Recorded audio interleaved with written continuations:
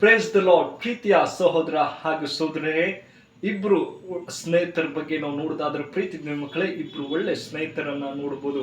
ಒಬ್ರು ಒಳ್ಳೆ ಸ್ನೇಹಿತ ಎಂದಾಗ ನೋಡೋದಾದ್ರೆ, ಲೌಕಿಕ ಒಂದು ಸ್ನೇಹಿತ ಮತ್ತೆ ಆತ್ಮಿಕ ಸ್ನೇಹಿತ ಯಾವ ರೀತಿಲಿ ಸಹಾಯ ಮಾಡ್ತಾರೆ ಎಂಬುದಾಗಿ ನೋಡೋದಾದ್ರೆ, ಪ್ರೀತಿ ಮಕ್ಕಳೇ, ಆತ್ಮಿಕ ಸ್ನೇಹಿತರ ಬಗ್ಗೆ ನೋಡೋದಾದ್ರೆ, ಪ್ರತಿದಿನ ದೇವ್ರ ವಾಕ್ಯ ಓದರಲ್ಲಿ, ಪ್ರಾರ್ಥನೆಯಲ್ಲಿ ಬೆಳೆಸುವಂತ ಒಳ್ಳೆ ಸ್ನೇಹಿತ ಒಂದು ಆತ್ಮಿಕವಾಗಿ ಬೆಳೆಸಕ್ಕೆ ಸಹಾಯ ಮಾಡ್ತಾರೆ. ಇನ್ನೊಬ್ಬ ವ್ಯಕ್ತಿ ಲೌಕಿಕವಾಗಿ ತನ್ನ ಒಳ್ಳೆ ಕೆಲಸ ಮಾಡದೆ, ತನ್ನ ಇಷ್ಟ ಬಂದ ಹಾಗೆ ಜೀವಿಸಿ ಒಳ್ಳೆ ಮಾರ್ಗದ ತೋರಿಸದೆ ಮೋಸ ವಂಚನೆ ಮಾಡುವಂತ ಸ್ನೇಹಿತನ ಇದ್ರೆ.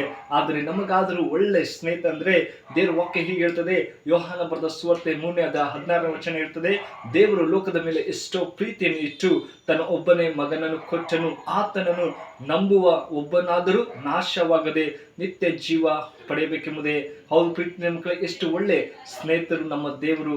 ಹೌದು ಪ್ರೀತಿಯ ಮಕ್ಕಳೇ, ನಮಗಾಗಿ ಪರಲೋಕದಲ್ಲಿ ನಮಗಾಗಿ ಒಳ್ಳೆ ಮಾರ್ಗ ನಡೆಸುವರಾಗಿದ್ದಾರೆ. ಆತನ ಪ್ರೀತಿ ನಮ್ಮ ಮೇಲೆ ಅಪಾರವಾಗಿದೆ. ಈ ವಾಕ್ಯ ನಿಮ್ಮ ಜೀವಿತದಲ್ಲಿ ಆಶ್ವಸಿ ಕಾಪಳಿ.